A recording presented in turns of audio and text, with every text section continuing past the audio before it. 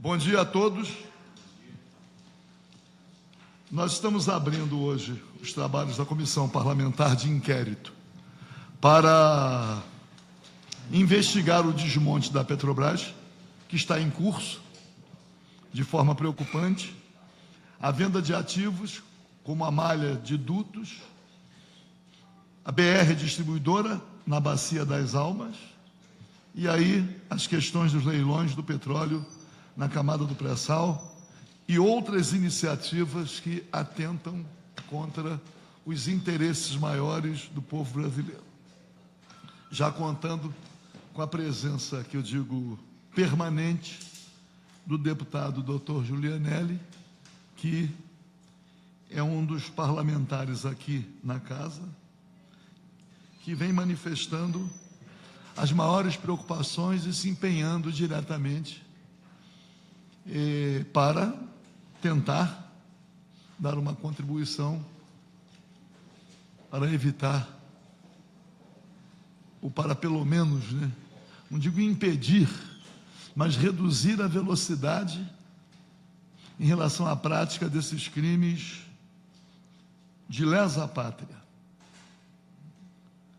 Eu participei de um debate anteontem e levei o jornal, quando divulgava o jornal, que a Lava Jato está devolvendo à Petrobras 600 milhões de reais. Claro que é uma quantia de grande vulto, mas é uma quantia muito menor do que o país e a Petrobras vêm perdendo com esse desmonte, com essa venda desses ativos.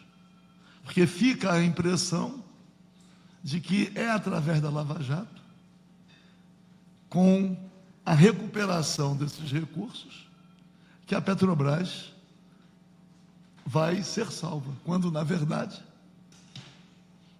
embora ninguém em sã consciência seja contrário a que as apurações sejam feitas e aqueles que cometeram crimes sejam responsabilizados, mas nós não podemos imaginar que seja uma forma de compensação para justificar a política atual de desmonte do patrimônio da Petrobras.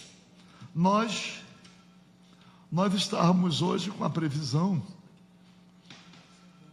de trazer aqui o Décio Oddoni e o Walter Mendes de Oliveira. O Walter Mendes de Oliveira, que já tinha estado aqui e que ficou de nos encaminhar determinadas informações, e não o fazendo, nós entendemos por bem a reconvocação. Com a reconvocação, as informações solicitadas, acredito eu, foram encaminhadas. Nós estamos aqui com a cópia já distribuída, o deputado Dr. Giulianelli já recebeu, para fazer uma verificação se as informações são satisfatórias, se as informações correspondem àquilo que foi solicitado. O presidente da agência reguladora, Décio Oddoni, telefonou, alegando a impossibilidade de comparecer hoje, pedindo para remarcar para o próximo dia 14. Então, nós estamos remarcando para o dia 14. Nós não podemos imaginar ou aceitar desculpas procrastinatórias. Daqui a pouco chega o dia 14, só posso o dia 21, e o tempo passa e as coisas vão acontecendo. Então, já foi encaminhado o ofício de convocação para o dia 14. Vou fazer contato com o doutor Décio Oddoni, porque como é que se diz? Nós estamos vendo, Brasil afora, por vezes, e para quem é advogado é mais fácil compreender, conduções coercitivas arbitrárias. Conduções coercitivas envolvendo pessoas que devem prestar depoimentos que sequer foram convocadas. A convocação coercitiva já é o primeiro passo quando a norma diz que a condução coercitiva há de ocorrer quando há resistência. Então, no caso, eu não posso acreditar que o presidente da agência reguladora, Agência Nacional do Petróleo, esteja com essa manobra. Mas nós podemos marcar uma data, marcar outra, e agora marcar a terceira e acreditar na possibilidade de uma nova desculpa. Então, sinalizando com essa possibilidade, nós teremos que tomar providências para a condução coercitiva de acordo com a lei. Então, eu vou passar a palavra primeiro ao deputado Dr. Julianelli, que já manifestou uma preocupação sobre algo que é extremamente relevante, mas eu quero que ele mesmo formule a preocupação para que nós possamos encaminhar. Bom dia, presidente, deputado Paulo Ramos, senhores convidados, senhores presentes. Com certeza, nós vivemos um momento crítico para a Petrobras, na minha avaliação. Isso é muito ruim, principalmente para mim, que sou de uma geração que viu a esperança que se criou quando a Petrobras foi alavancada, a partir do momento em que se viabilizou a exploração do petróleo no mar. Antes, restrita ao recôncavo baiano, a exploração de petróleo, e praticamente, deputado Paulo Ramos, Vossa Excelência sabe bem, restrita aos livros de geografia, porque a exploração era tão insignificante, em termos de necessidade nacional, que muitos brasileiros não se empenhavam, apesar das lutas do Petróleo é Nosso, do próprio Monteiro Lobato, encampando, participando dessa luta. Mas, na verdade, a grande virada foi exatamente a partir do momento que se descobre e viabiliza a exploração do petróleo em águas profundas. E ver hoje a situação que nós estamos vivendo, em que se fala numa renúncia fiscal de R$1 trilhão. Então, esse debate, eu pedi ao deputado Paulo Ramos para fazer esse debate aqui dentro da CPI, porque eu entendo que isso é de uma importância capital, né? Os vendilhões do país, encabeçados pelo senador José Serra, e outros que estão lá como lobistas dessas grandes petrolíferas, eles não vendem, eu já falei aqui, não vendem só a Petrobras. Eles vendem exatamente a esperança que todos nós temos no futuro desse país. A esperança que esse petróleo financiasse uma educação de qualidade, financiasse uma saúde que nos colocasse em condição de disputar com os grandes países, as grandes economias do mundo, em igualdade de condições. Na verdade, isso que se vê noticiado aqui, senhor presidente, é mais do que vender a Petrobras, é vender a esperança do povo brasileiro. Eu entendo dessa maneira.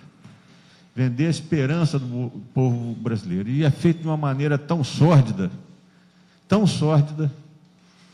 que a própria população brasileira não se envolve na desconstrução desse grande crime de lesa pátria, que, como Vossa Excelência falou, que está em evolução. Está em evolução. Mas parece que uma população brasileira anestesiada, né? E o que, quando abrimos o debate, eu tenho no meu nível de relacionamento, quando eu abro o debate, eu escuto o jovem falar, é melhor que venda isso logo mesmo, do jeito que está, para ser roubado é melhor vender. Olha só o que se criou, a mentalidade se criou no povo brasileiro. Mas isso não vem de graça, isso aí é planejado, deputado Paulo Ramos. É planejado para mudar o pensamento da população brasileira, para que ela não entenda exatamente o que a gente fala, que ela está sendo lesada naquilo que é mais importante, que é a esperança de um país. Nós vamos viver aqui um país de zumbis, dependente do capital estrangeiro, porque a única chance que temos está sendo sordidamente entregue, e essas notícias exatamente comprovam isso. Então, são essas minhas palavras, minha indignação contra o que está em andamento por parte do governo Temer e desse salafrário que é o senador José Serra, a partir do momento que ele entrega o patrimônio nacional dessa maneira. Obrigado, deputado doutor Giulianelli. E agora fica difícil esconder as pressões, inclusive, que vêm de fora, né? Quer dizer, já está aí a presença da Inglaterra, né, através de um de seus representantes. E nós sabemos que a British Petroleum, eles agora não falam mais British Petroleum, não, eles só falam BP. Eles resolveram esconder o nome, né? Então, o governo aí tem fazendo concessões, inclusive renúncia fiscal, incentivos. Aliás, não sei se é na revista Época ou na revista Isto É. Aliás, precisa mandar buscar lá no carro, lá no gabinete. Tem uma entrevista do próprio presidente da agência reguladora, dizendo que se tivesse feito em 2007 a entrega do petróleo na camada do pré-sal, agora como estão fazendo, hoje já teríamos mais empresas, mais. Eu quero, aproveitando aqui a presença, né, do Fernando Siqueira, dos representantes dizer uma coisa que é dura, e eu sei que acredito que seja o reconhecimento, né? Porque a Petrobras teve o seu nome exposto da maneira como foi, estando em cargos de direção, quadros da Petrobras, que é sempre uma defesa que a gente faz, que os cargos de direção da Petrobras, mesmo que por indicação política, mas que sejam deferidos aos petroleiros, aqueles que têm o conhecimento da empresa. E quando nós vemos aqueles que inclusive participaram das delações premiadas, sendo quadros de carreira da Petrobras, isso ainda expõe muito mais o nome da empresa. Aquilo a que Vossa Excelência se refere, é melhor vender do que ser roubada, é porque isso causa também nos próprios petroleiros uma dor muito maior, porque a traição contou com a cumplicidade também de alguns que não dá nem para chamar mais de petroleiros. Então, fragilizando, inclusive, a resistência, o envolvimento da sociedade na defesa do monopólio estatal do petróleo. Então, o presidente da agência reguladora, está aí a revista da banca essa semana, dá uma entrevista que eu nem sei se a entrevista que ele dá envolve o rompimento com algum compromisso ético, sendo ele o presidente da agência reguladora. Nem é uma avaliação que precisa ser feita. De qualquer maneira, nós não vamos realizar como imaginávamos a oitiva hoje, porque a presença do Dr. Walter Mendes de Oliveira Filho era só em função da remessa desses documentos. Se as informações forem satisfatórias, se não forem, vamos ter que verificar qual a providência a ser tomada. E o doutor Décio Odoni está marcado para dia 14. Eu estava conversando com o Renan Lacerda, meu chefe de gabinete, mas que é petroleiro. Há uma certa ansiedade, não vou chamar desilusão, né, com os rumos dessa CPI, mas nós sabemos quais são os obstáculos. É por isso a importância desse pequeníssimo instrumento disponibilizado em defesa da Petrobras aqui na Assembleia Legislativa. a importância pode ser verificada pelas reações dos que devem ser investigados. Sem dúvida. E por que o Poder Judiciário não decide logo? Como é que nós recebemos uma liminar, uma decisão liminar, para que o presidente da Petrobras não venha aqui prestar depoimento? E nem se submeta à obrigação de enviar os documentos requisitados? Afinal de contas, qual o papel do Poder Judiciário, então, nisso? Porque nós estamos vendo aí o protagonismo exacerbado até, ativista, de membros do Poder Judiciário. O ativismo. E esse ativismo, que não é um ativismo que ocupe as páginas dos jornais, que isto é um ativismo. Como é que uma decisão judicial de primeira instância interrompe o trabalho de uma comissão parlamentar de inquérito da Assembleia Legislativa? É uma indagação que precisa ser feita. Então, como é que se diz? Decisão judicial deve ser cumprida. Mas, nesse caso específico, está impedindo uma investigação. A decisão tem que ser cumprida, porque eles não vêm, não encaminham os documentos, protegidos pela decisão judicial. E o que é possível fazer para enfrentar isto? Esse bloqueio. Qual a razão do deferimento de uma liminar para impedir a investigação? O que é que eles estão temendo, então? Eu não sei. E a nossa reação tem que ser qual? Então, não quero, como é que se diz? Eu não quero adentrar em temas outros, mas vou passar então a palavra para os nossos convidados. Fernando Siqueira, que é como é que eu vou dizer? Um dinossauro, como o doutor Julianelli. Nem vou me ombrear com esses dinossauros, mas eu estou aqui, eu sou um dinossauro, como é que se diz? Só mais idoso, pronto. Fernando Siqueira, por favor, que presidiu, está aí na Associação dos Engenheiros da Petrobras, que é uma representação das mais legítimas, junto com o nosso sindicato dos petroleiros. Bom dia, deputado, bom dia a todos e a todas, deputado Julianelli.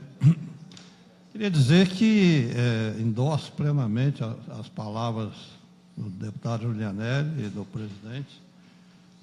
Eu acho que o pessoal está perdendo a noção de o que é normalidade democrática, o que é integridade, porque estão fazendo um massacre com o nosso país. Eu fiz as contas, presidente. Enquanto enquanto a Lava Jato está usando todos os seus recursos para investigar um sítio de Atibaia e um triplex de Guarujá, eu acho que deve até ser investigado, mas isso não chega a R$1 milhão de prejuízo para o país. Enquanto isso, a Lava Jato, que foi criada para pesquisar corrupção na Petrobras, não enxerga que o senhor Pedro Parente já vendeu ativos, gerando um prejuízo da ordem de R$200 bilhões. Nós temos, exemplo, a malha de gasoduto, foi vendido por um grupo especulador estrangeiro que vai alugá-lo para a Petrobras, e pelo contrato vigente que o seu Parente negou a mandar para cá, a Petrobras vai pagar durante mais de 10 anos o dobro da capacidade do duto, porque ela pagava isso para a empresa que era dela. É um contrato, uma cláusula ship or pay, que você tem que pagar pela capacidade máxima.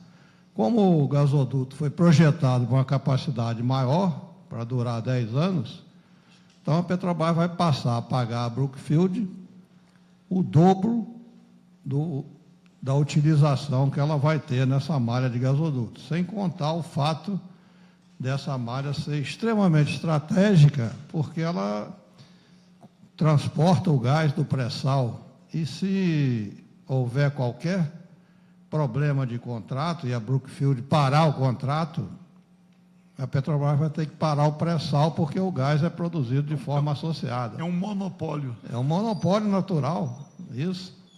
Então, só aí, deputado, nós calculamos que a Petrobras vai deixar de faturar com a sua empresa NTS, ou seja, vai pagar para a Brookfield algo como 30 bilhões de reais durante a utilização desses dutos. Temos a venda de Carcará, que é o melhor campo do pré-sal. Carcará tem uma pressão 50% maior do que a dos outros campos. Então, isso faz que ele produza mais rápido, gerando melhor fluxo de caixa, e tenha equipamentos mais baratos, que ele, durante 4 ou 5 anos, não vai precisar de injetar gás ou água para recuperar a pressão, ele já tem a sua pressão natural. É um óleo que não tem gás carbônico, é o melhor óleo do pré-sal. Então, esse campo, segundo o geólogo Luciano Seixas, da Barra Energia, que é sócia do campo, Carcará tem 2 bilhões de barris de reserva e mais um possível 1 bilhão na área norte do campo. Então, temos aí 3 bilhões e a Petrobras vendeu 66%, equivalendo a 2 bilhões de barris. Vendeu por 2 bilhões e meio de dólares. Mas 2 bilhões de barris, considerando o preço que a Petrobras comprou da União, a área da seção onerosa, que foi 9 dólares por barril, nós temos aí 2 bilhões vezes 9 dólares por barril, são 18 bilhões de dólares. Vendeu por 2,5, significa um prejuízo aí de quase 50 bilhões de reais. A terceira venda significativa foi um percentual do campo de Lapa e Iara, 22,5% do campo de Iara, e tendo uma reserva de 4 bilhões de barris, representa aí 900 milhões de barris.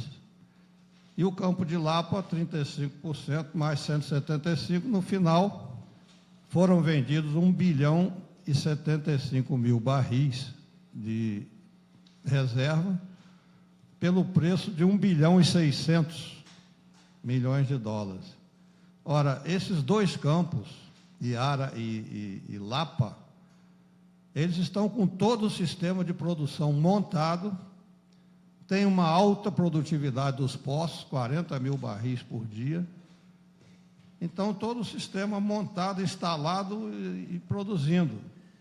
Como o petróleo está a 60 dólares por barril, e o custo de produção do pré-sal é 20 dólares por barril, então a empresa compradora vai ganhar 40 dólares por barril, custa 60, ela gasta 20. 40 dólares por barril dá aí mais ou menos 40 bilhões de dólares, 40 bilhões de dólares, que abatido os royalties, 10%, fica em torno de 38 bilhões de dólares, ou aproximadamente 100 bilhões de reais. Então, só aí nós já estamos próximos a 200 bilhões de reais de prejuízo, sem contar a venda da Liquigás, que vai gerar um monopólio do gás de cozinha nas mãos da Ultrapar. O presidente Ivan Mendes era presidente do conselho da Ultrapar, e a Ultrapar comprou a Liquigás, vai virar monopólio, e pobre das donas de casa que precisam do gás para fazer sua comida. Tem a venda da Gaspetro para a Mitsui. A Mitsui foi citada 2 vezes na Lava Jato como geradora de propina. Não teve a penalidade que as empresas brasileiras tiveram, e ainda teve a vantagem de comprar a Gaspetro pela metade do preço. Então, além disso, tem outras várias vendas absurdas.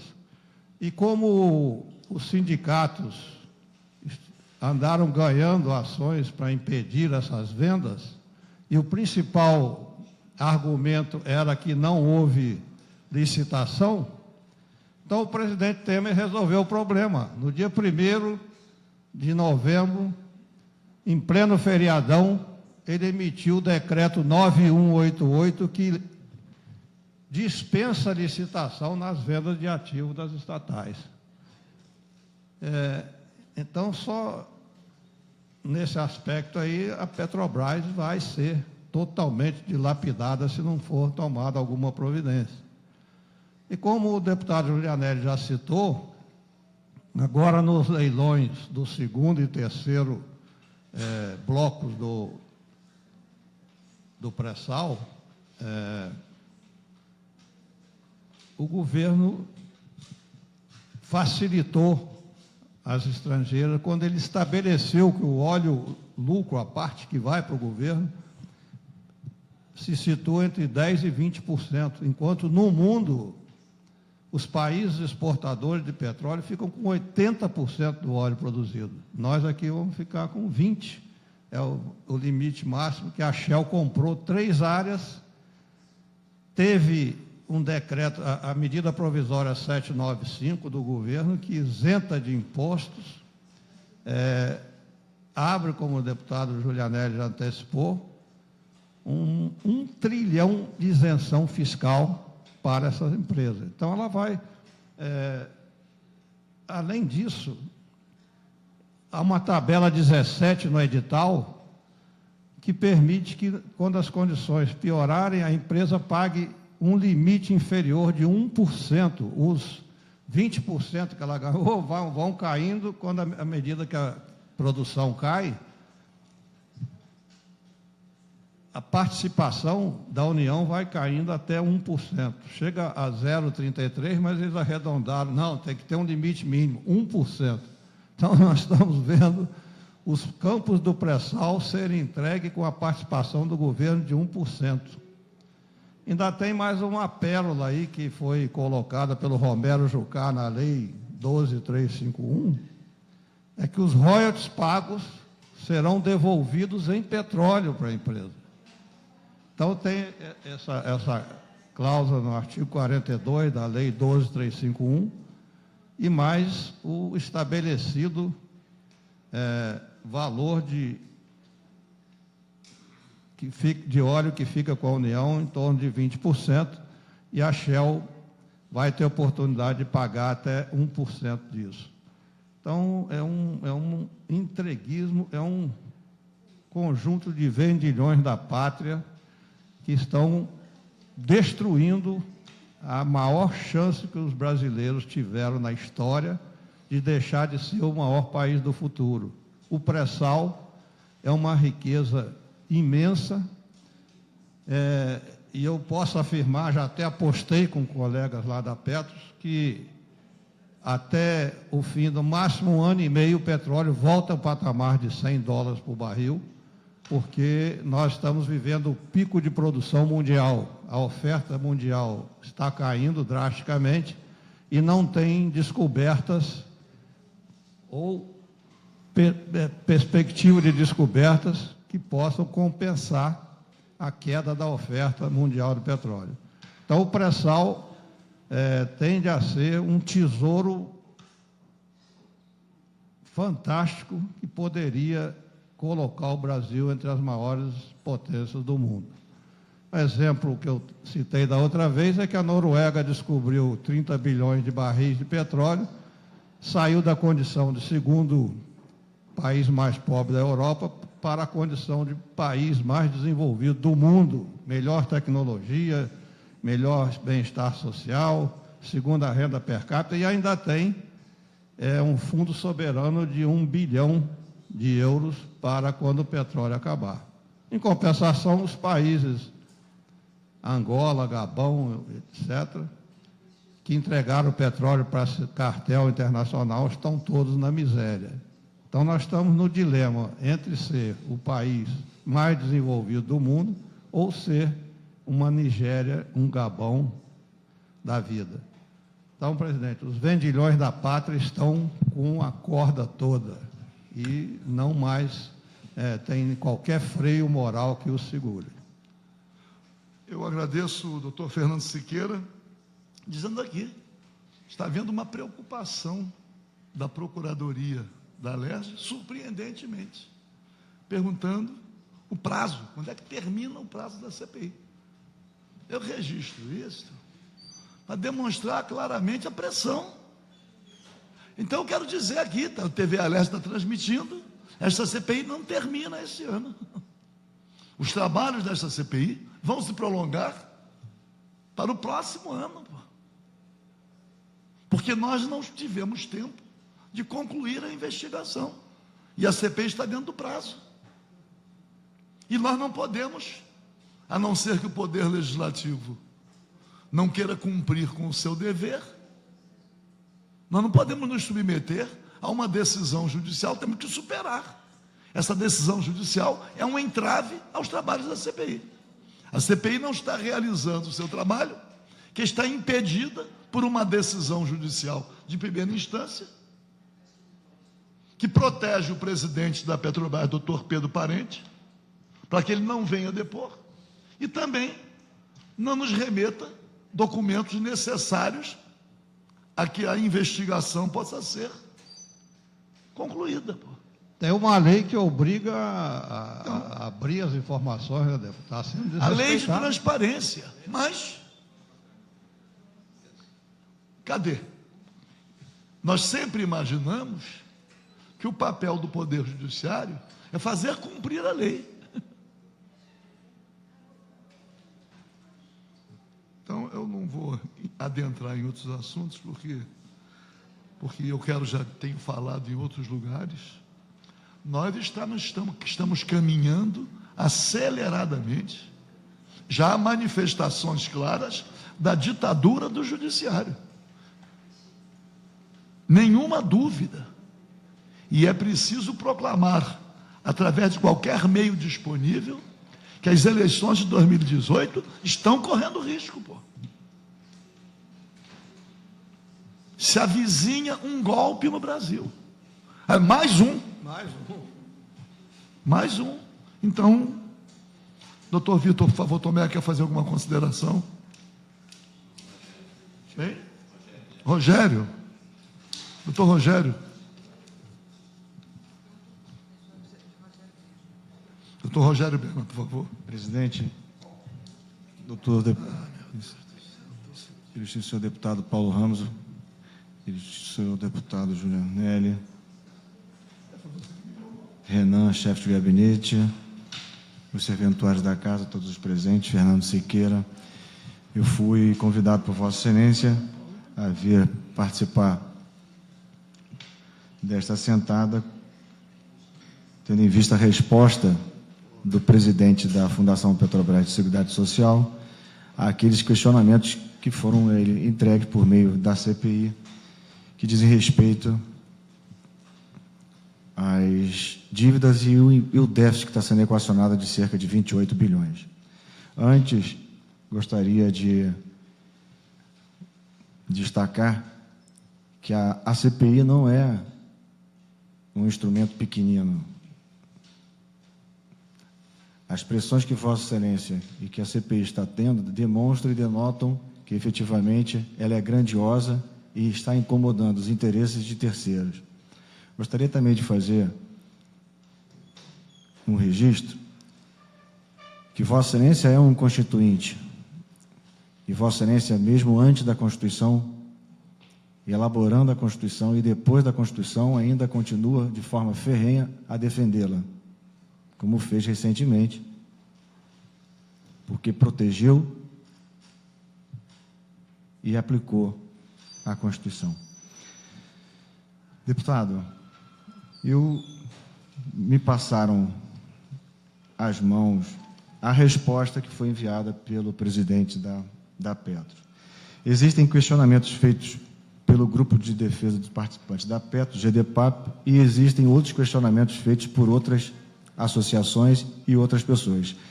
Na última sentada em que eu participei, Vossa Excelência me colocou como interlocutor da CPI e essas pessoas e essas entidades para que pudesse arregimentar as perguntas e que pudesse apresentar essas perguntas para que fossem encaminhadas a Petros. Eu já passei os olhos aqui nas perguntas que foram elaboradas pelo GDPAP e eu não estou surpreso, porque eu já tinha quase que certeza que a Petros não iria responder às perguntas ou ela iria tentar efetivamente esvaziar as perguntas. Eu registro que hoje o plano PPSP dos petroleiros, criado em 1970, passa por um dos piores momentos de sua criação. Hoje o déficit de 28 bilhões assola 80 mil pessoas e há uma probabilidade desse déficit aumentar em razão de algumas decisões que estão sendo tomadas na própria fundação. Existem dívidas, existem estruturas que deveriam estar sendo fiscalizadas e não estão sendo fiscalizadas. Na última assentada em que eu participei, se não me falha a memória, ficou definido a intimação do coordenador do Escritório Técnico Regional da Previc, o órgão criado especificamente para licenciar e mais fiscalizar as entidades de previdência privada. Fizemos algumas perguntas, e eu vou destacar só apenas algumas perguntas para demonstrar a inconsistência, deputado. Nós solicitamos documentos e informações que são primordiais. Se Vossa Excelência me permite, só fazer uma observação. Nós vamos fazer uma crítica da informação e tudo aquilo que não foi informado, nós vamos reiterar, e agora vamos reconvocar. Eu iria sugerir justamente isso, porque são questões técnicas altamente apuradas e apuráveis. Eu gostaria de ter um tempo de poder analisar essas respostas e encaminharia à CPI as críticas a respeito dessas respostas que foram elaboradas pelo GDPAP e aquelas perguntas que foram elaboradas por outras associações e até mesmo por participantes assistidos. Eu me comprometeria num prazo máximo de, não sei, 5 dias, apresentar a Vossa Senhoria à mesa, à presidência da CPI, essas críticas, e gostaria de dizer que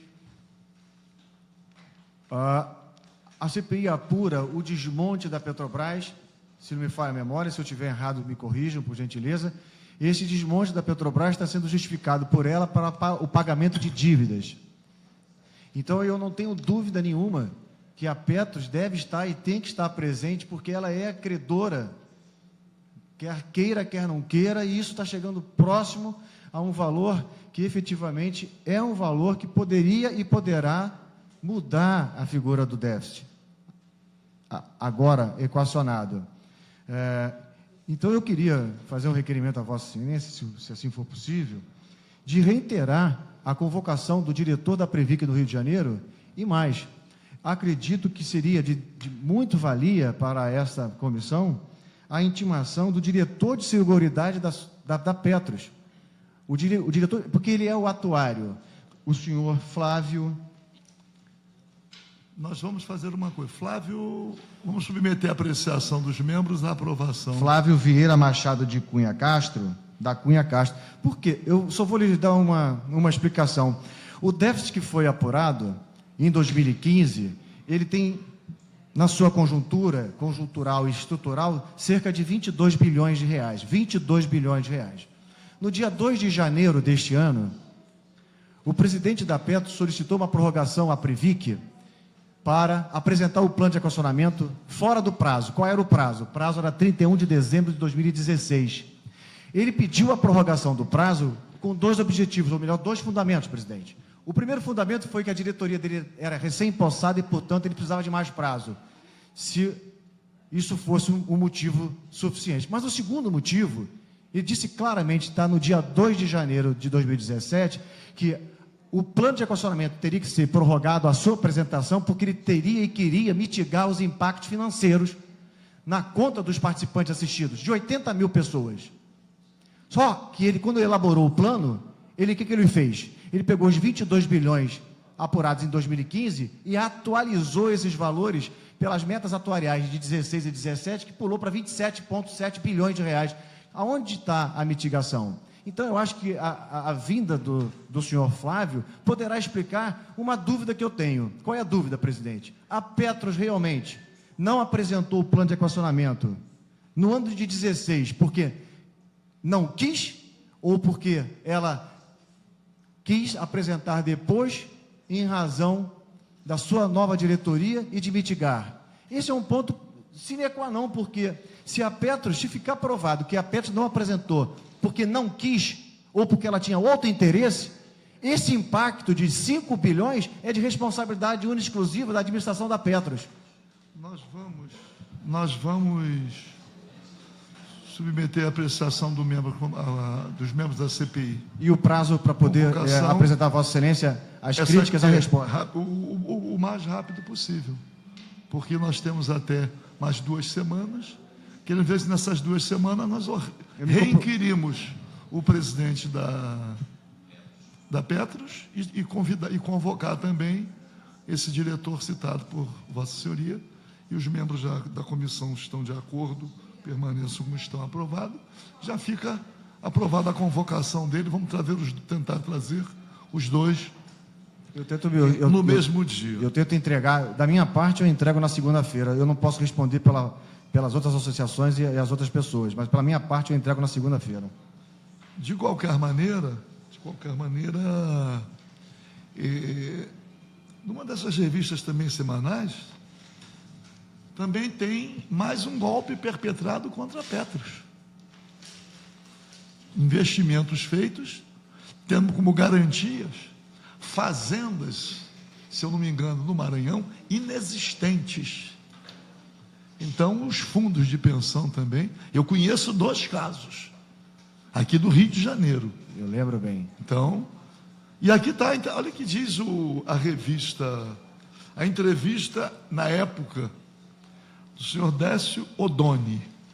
Ele diz que o petróleo não é mais estratégico e avança para a obsolescência. E mais, sai do pré-sal hoje metade do petróleo que o Brasil produz. E isso após anos de negócios parados. O diretor-geral da ANP quer recuperar parte do tempo perdido. Ele é escolhido como? Por quem? Para ser diretor, presidente, diretor-geral da Agência Nacional do Petróleo. Qual o dedo? Qual o dedo que apontou? Como é que se deu a escolha? Porque hoje, não é? A escolha pelo voto já está amaldiçoada. Então, a desmoralização completa das casas legislativas já está aí. Mas quem é que escolheu o presidente da Agência Regular, Agência Nacional do Petróleo? Provavelmente a Shell, né, deputado? Que é uma indagação a ser feita. Como é escolhido? É o presidente da República que indica? Estou perguntando, o doutor Fernando Siqueira tem essa informação para a gente caminhar, para encerrar a nossa... Teoricamente é o chefe do quadrilhão, é o presidente da República. Então, é assim uma... De qualquer maneira, nós vamos... Doutor Julianelli, quer fazer alguma consideração final? Vou ser bem rápido, presidente.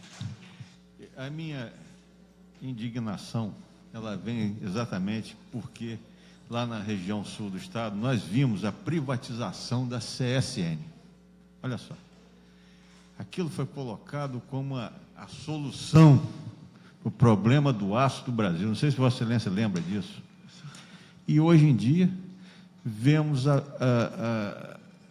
CSN ser ameaçada de ser fechada por conta da alegação da obsolescência dos equipamentos, porque a empresa que arrecadou daquele camarada, esqueci o nome dele, que era da Santista, né, do grupo, isso aí.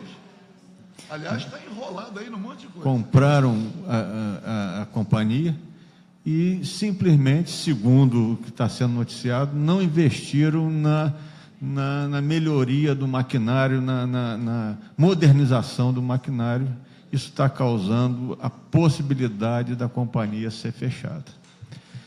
Então, mostra claramente que a privatização não foi benéfica lá. E o segundo ponto que nós vimos aqui da Vale do Rio Doce. Essa a desgraça de Mariana, que, quando venderam a Vale do Rio Doce, também colocaram como uma solução para a economia brasileira. E interessante, presidente, sempre o mesmo grupo, né? Zé Serra sempre metido nessas privatizações.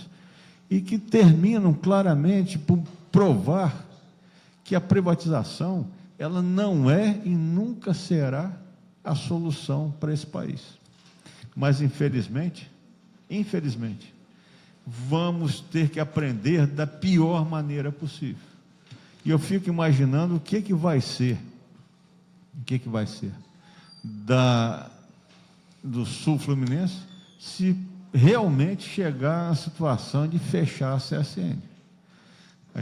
O desenvolvimento daquela região vai ser afetado de uma maneira categórica. Agora, o que está por trás disso tudo, né? O que está por trás disso tudo? E o que está por trás desse desmonte da Petrobras? Isso que eu me sinto até, presidente, terminando aqui minha fala, enraivecido quando vejo as dificuldades que a CPI está enfrentando para defender um patrimônio que é de todo brasileiro. Isso aqui devia ter o apoio dessa casa, da população, para fazer o enfrentamento, fazer um contraponto a isso que está sendo colocado aí. Mas vivemos na mão dos Romero Jucá, dos José Serra e de outros mais que estão por aí, destruindo esse país. Deputado doutor Julianelli, acrescentando mais uma frase aqui do Décio Odoni: perdemos a oportunidade de uma geração, diz aqui.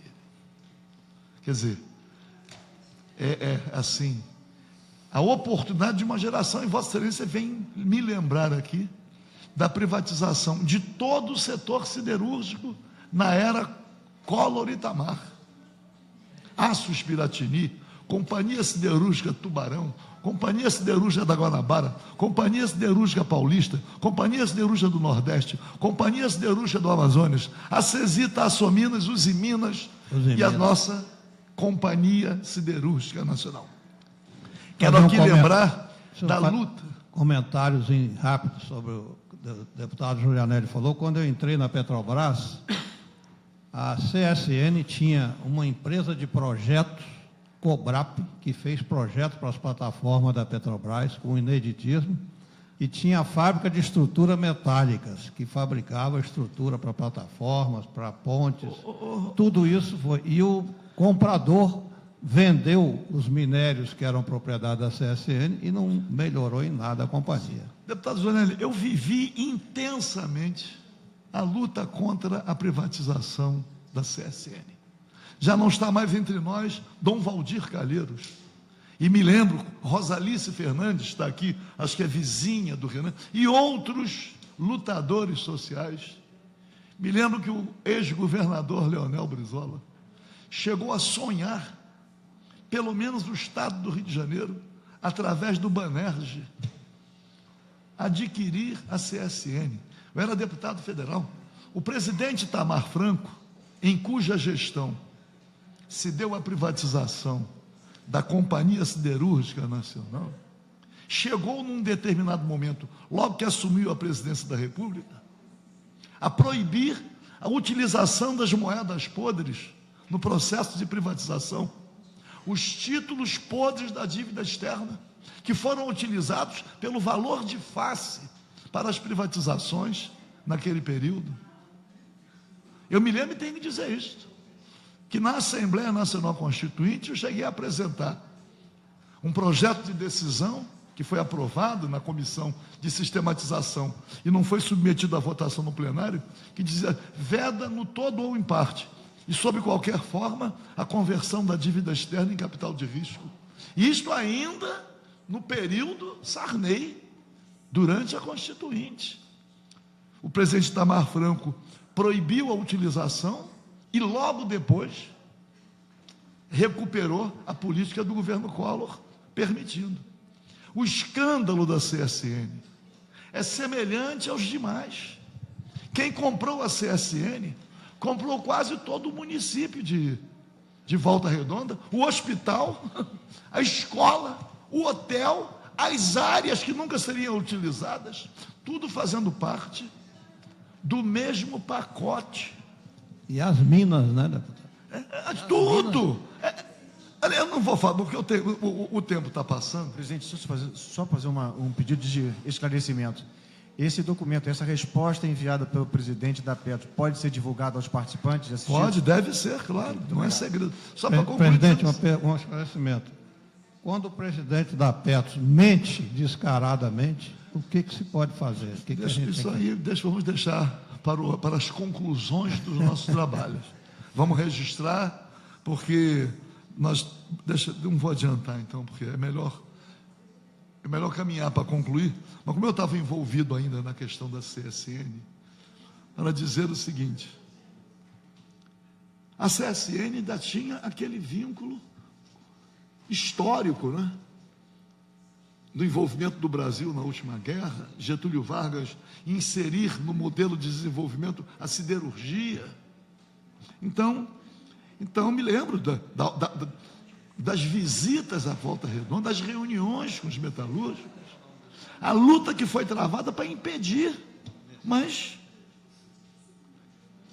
E depois veio o Fernando Henrique, Vossa Excelência citou a Vale do Rio Doce, a Assembleia Nacional Constituinte tinha nacionalizado o subsolo, ele acabou com a nacionalização do subsolo. Quando fala aqui que está vendendo os gasodutos e imediatamente alugando, a Vale do Rio Doce foi comprada a preço de banana. A Vale do Rio Doce sempre teve em um ano um lucro maior do que o preço que pagou pela Vale do Rio Doce. Então, e as telecomunicações? Tudo privatizado. E diziam a mesma coisa, estão dizendo agora para a reforma da Previdência. Quanto menos Estado, mais saúde, mais educação, mais segurança. Quer dizer, então, como é que se diz? As mesmas ideias entreguistas. Pode quer falar? Por favor. Eu sou convidado, eu peço desculpas ao Paulo Silveira, que assim, nós não podemos inserir. Eu queria fazer uma pergunta, Vossa Excelência, cuja resposta eu acho que vão conseguir imaginar. Fala-se muito, divulga-se muito na imprensa, que é usada, inclusive, muitas vezes com fins menos confessáveis, que o déficit, o rombo da Previdência oficial é enorme. É possível comparar o déficit, mesmo o alegado e não comprovado, com, eu vou chamar de perdão, as dívidas não cobradas de grandes empresas, de bancos, para a Previdência? Eu imagino que as dívidas são muito maiores do que todos os déficits alegados. Essas dívidas não são nem tão secretas assim. Deixa eu dizer, o senador Paulo Paim, autor de uma CPI que teve como relator o senador Hélio José, e o relatório da CPI, que não é divulgado pelos meios de comunicação, registra claramente, primeiro, que a Seguridade Social, Saúde, Assistência e Previdência, não é deficitária, e reúne todas as informações que respondem à indagação que o senhor fez. Tudo aquilo que é dívida e que não é cobrado, todas as renúncias, porque eu às vezes falo assim, eu não gosto muito de falar, só rememorando, eu estava lá não só na Assembleia Nacional Constituinte, quando também continuava lá, quando foi elaborado o plano de benefícios e custeio da Previdência. Será que seríamos irresponsáveis no sentido de fazer um plano que não tivesse as fontes de custeio? Então, a mentira corre solta. Essas informações são disponíveis. De qualquer maneira, Presidente, se o senhor me permite. Pois não. Eu vejo, dentro disso nós estamos discutindo aqui, a destruição do pensamento crítico no país. Faz parte de um processo. E me lembrou aqui, senhor, a invasão e a condução coercitiva do reitor da Universidade Federal de Minas Gerais. Hoje Aconteceu. É isso. Né? E a invasão, hoje, da Universidade de Santa Catarina. Então, só terminando, presidente, exatamente, quando se destrói os locais onde pode haver uma reação contra essa desconstrução da identidade nacional, do pensamento nacional, há que se protestar nessa casa também, porque nós vemos aqui o que está acontecendo de uma outra maneira com o ERJ, com o ENF, a nossa luta aqui. Eles estão deixando acabar. Isso aí não é para acabar com a universidade, é para acabar com o pensamento crítico e colocar grupos estrangeiros controlando a universidade para conduzir o pensamento do povo brasileiro. Os formadores de opinião que estão dentro da universidade, com certeza, vão ser conduzidos através dessa privatização da universidade no Brasil.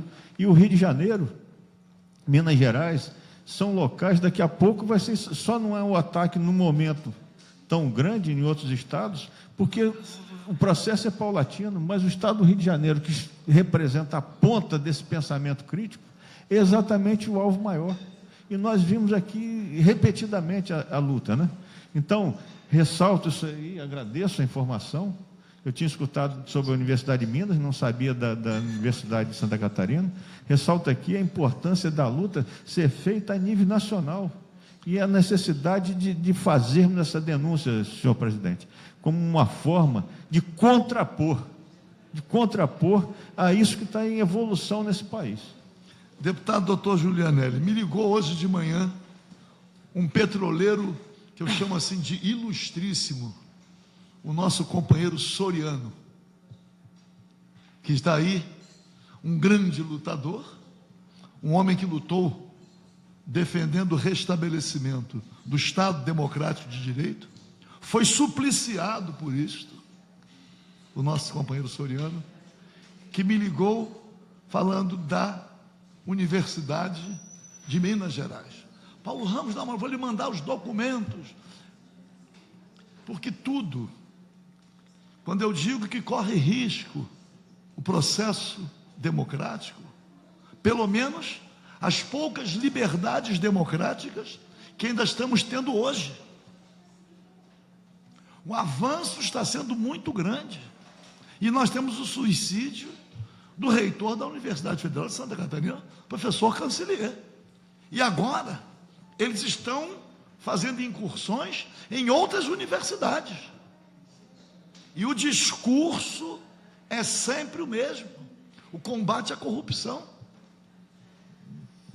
Quem não está se dando conta disso, quem inclusive pensa que essa alavancagem da opinião pública, e quem se intimida com isso, a cada momento, não está percebendo.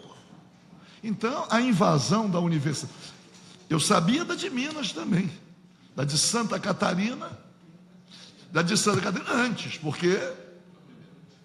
porque o reitor se mata, foi preso, humilhado, sem provas, sem nada. A delegada, iniciando a investigação, ouviu um adversário do professor Cancelier na Universidade de Santa Catarina, que era uma espécie de corregedor, pediu a prisão foi deferida, o professor Cancelier foi preso, levado para o presídio, e mesmo assim, quando teve a sua liberdade decidida, ainda ficou proibido de pisar na universidade. E aí, esse constrangimento foi insuportável para ele. E mesmo assim, a morte do professor Cancelier não foi suficiente para barrar a pressão que agora vai ficando evidente sobre as nossas universidades. Não é só o sucateamento. O sucateamento já antecede. O sucateamento está acontecendo. É um instrumento. Estão indo além agora. Estão indo além do sucateamento. Sim. Estamos vendo aqui no Rio de Janeiro, Vossa Excelência é médico, o Hospital do Fundão, mas na própria universidade, a falta de investimento na pesquisa. Aqui no Rio de Janeiro, não chegou a... Em função das dificuldades do Estado, não chegou a ser proposto o fechamento das universidades estaduais. Então, como é que se diz? É algo duro, difícil, e mais. E aí não vou deixar de tratar desse assunto para caminhar, para encerrar, porque senão cada coisa, uma coisa puxa a outra, e para dizer o seguinte, e agora, vai avançar a incursão nos legislativos estaduais, olha aí.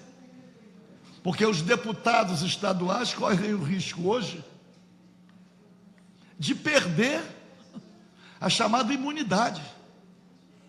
O exercício do mandato já está submetido à fragilidade no exercício do mandato, já submete qualquer parlamentar a uma decisão judicial preventiva. Eu não sei se os parlamentares estaduais aqui no Rio de Janeiro estão se dando conta. Ah, mas na universidade, a raiz, a natureza é a mesma. São as forças golpistas, que estão no poder, se utilizando dos mecanismos repressivos disponíveis. É a Polícia Federal, é o Ministério Público Federal e é o Judiciário, pô. Isso está ficando evidente, pô.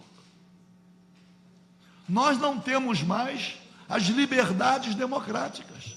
Vamos ver a decisão do Supremo hoje. E isso não tem nada a ver com qualquer caso de corrupção. Eles usam a corrupção como fachada, porque a opinião pública, a revolta é muito grande, e é fácil a manipulação, pô. Então, está aí. Santa Catarina, Minas, agora invadem a universidade, qualquer dia invadem aqui Fundão, UERJ. E como é que vai ficar? Porque, e é preciso registrar isso, o Senado Federal resistiu, olha aí. Resistiu, como a Câmara, anos atrás, resistiu, quando a presidia o deputado Marco Maia, do Rio Grande do Sul, quando o Supremo Tribunal Federal quis atropelar as garantias do exercício do mandato que tem os deputados federais.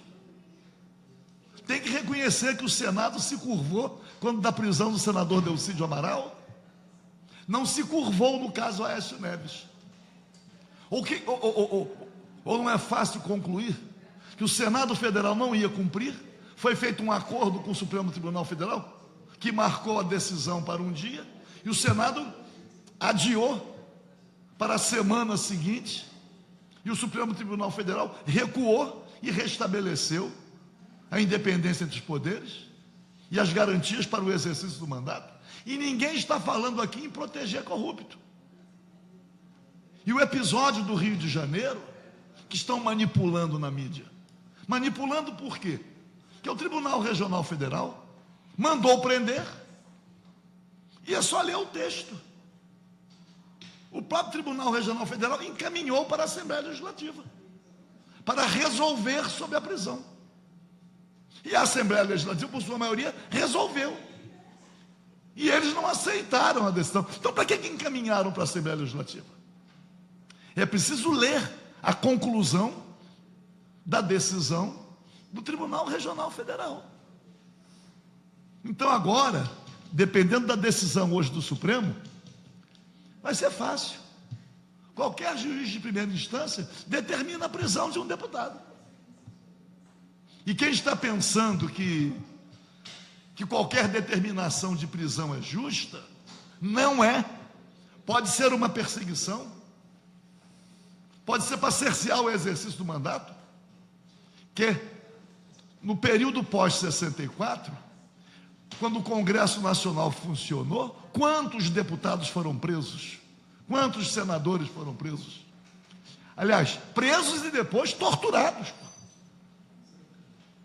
Então, nós estamos numa situação de muito risco para a democracia.